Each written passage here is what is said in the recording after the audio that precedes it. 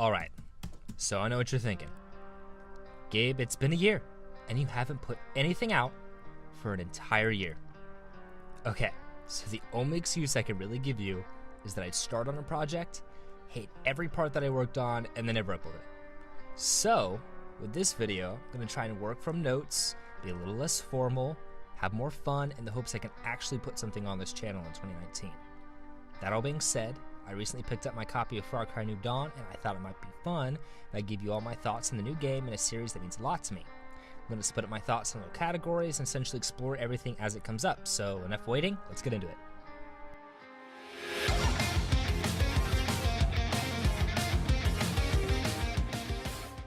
We're going to start off with the story of New Dawn, so I can put a spoiler warning right here for the ending of Far Cry 5. So there's your warning.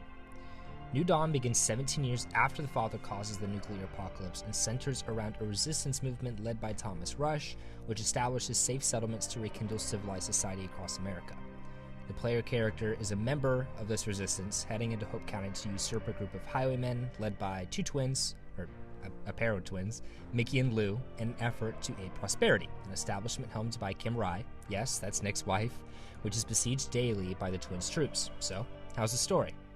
Overall, the story follows the Far Cry formula. It's nothing groundbreaking. You enter the map with an agenda, you're intercepted by the antagonists, and then the rest of the game is you building up your strength in order to defeat said antagonists. The interesting part of the story truly banks on the apocalypse gimmick, which plays well into Far Cry's strengths of having amusing and memorable characters rather than a unique story. Speaking of characters, it is super gratifying to see what 17 years in the aftermath of the bombs has done to the cast of Far Cry 5. Herc makes his return with a new family dynamic, the Rye's daughter is now a teenager contributing to her home just like her parents, and Joseph sees development from a fanatical cult leader to almost a mystical guru felt surprisingly natural, especially since he's the first Far Cry antagonist to live long enough for time to develop his motives. The new characters range widely in value. Some are presented as comic relief, others as symptoms of their chaotic environment, and others still were half-baked to say the least and boring to say the worst. I noticed that the most dynamic characters were the ones whose personalities matched the absurdity of the world.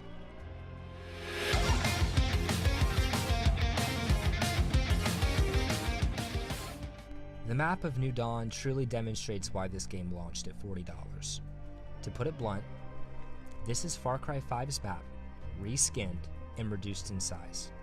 But the changes to the environment, locations, and fauna make the map feel familiar, but not a rehash. The size issue has to be my biggest point of contention.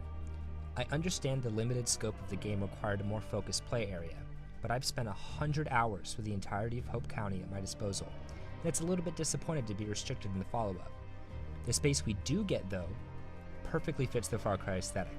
As long as I've played these games, I know that the focus on interesting set pieces and an appealing color palette must be on the priority list for the dev team, and they do not disappoint. Instead of a dingy, rusted, deserted wasteland, New Dawn presents the confines of Hope County as an oasis of colors. Bright blues, yellows, and magentas highlight the rich green foliage and complement the garish plethora of buildings, vehicles, and people dotting the landscape. The central hub of this world is the settlement of Prosperity, where the inhabitants of the county are attempting to cultivate a healthy community. Prosperity is an evolving base. You take control of highwayman-controlled resources in order to gain a fuel called ethanol, which is used to open up your character's abilities, as well as cosmetically upgrade Prosperity itself. What starts off as a haggard and simple place turns into a brightly colored village with stalls representing different upgrades. These upgrades unlock everything from simple stat boosts to new mission opportunities to new tiers of crafting for traversal and combat.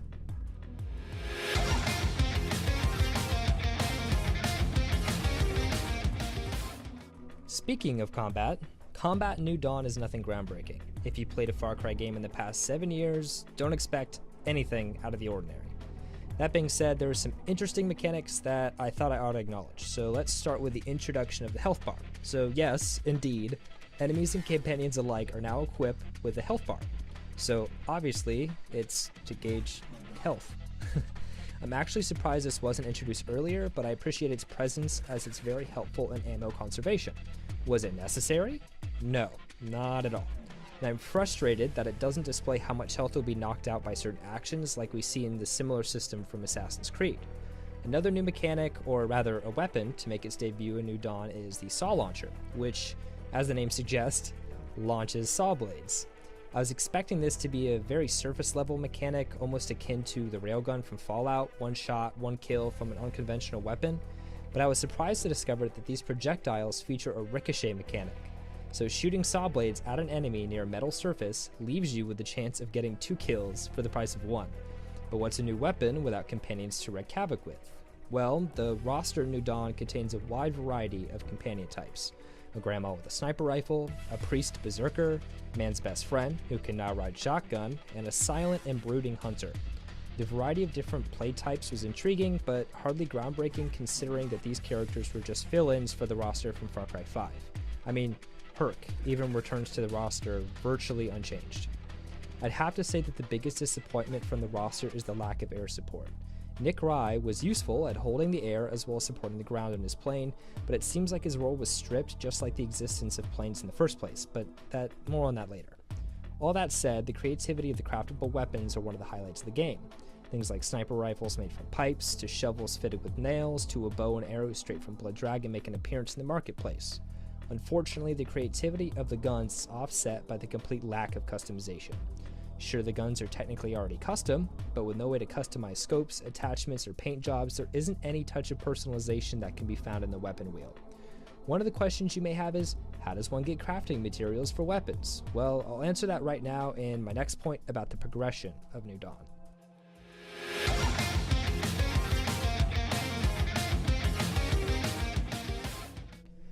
Progression in New Dawn feels almost like a combo between the crafting of Primal with the perks from Far Cry 5. Luckily, the crafting and base mechanics from Primal had to be one of the best parts of that game. I won't dwell too long on Prosperity, considering I've already told you a little bit about it and its evolving appearance, but it is essential to mention that advanced tiers of weapons and vehicles are withheld from the player until their stalls are upgraded using various crafting materials. Materials can be found throughout the map of New Dawn. Instead of Primal's wood and stone, we have springs, components, and duct tape. Each unique location comes with its own stockpile of goods for the looting. This is then used for every piece of the game not acquired through skill points. Higher level gear may require rare components like titanium or circuit boards, in which case secret stashes and specialty missions provide a way to acquire these materials whilst also gaining points to be spent on perks. The perks in New Dawn are much less specialized than in previous installments of the series.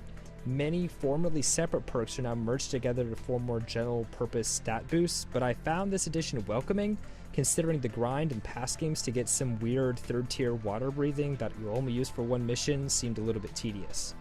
Along with the standard perks comes more fantastical options which are unlocked after interacting with the Father himself. Things like Health Drain and Berserker Mode add an interesting twist to the formula without being too evasive or overpowered. Once again, dear audience, I hear you ask, well, now that we have all of these cool perks, how do we get from place to place? And I'll respond to that oddly perfect segue into the traveling systems.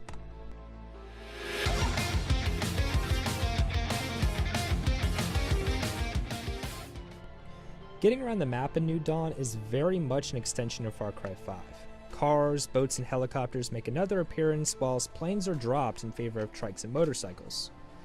These trikes and motorcycles, there's not much to really say about them, besides they're just a new way to transport companions to and from combat. These new vehicles, along with the standard modes of transportation, come in new and interesting designs that fit the post-apocalyptic aesthetic, but are once again missing even the basic level of customization found within Far Cry 5. Disappointing customization options aside, my biggest issue with this entire game is the absence of planes. Planes, the quickest and most efficient method besides fast traveling of exploring the world, have been cut. I understand the cut down of the map may limit the range of such aerial vehicles, but why choppers but no planes? I try my best to let such small nitpicky things not bother me, especially considering the game is just $40, but why? Why cut out something a lot of fans were genuinely big fans of? Unfortunately, these aren't the rest of my gripes, as we're now moving into the character customization.